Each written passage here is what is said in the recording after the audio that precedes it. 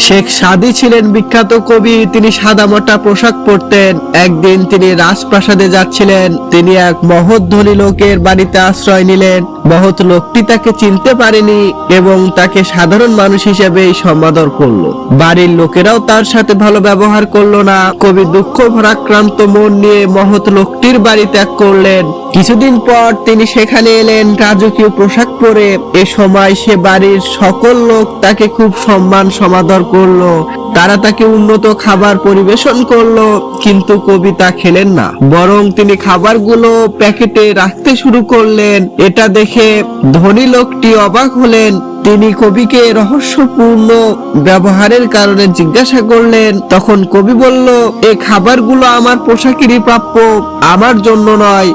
যদি তাই না হতো আজও আমার সাথে সেরূপ ব্যবহার করা হতো যদি আমি সেদিনের মতো সাধারণ পোশাক থাকতাম।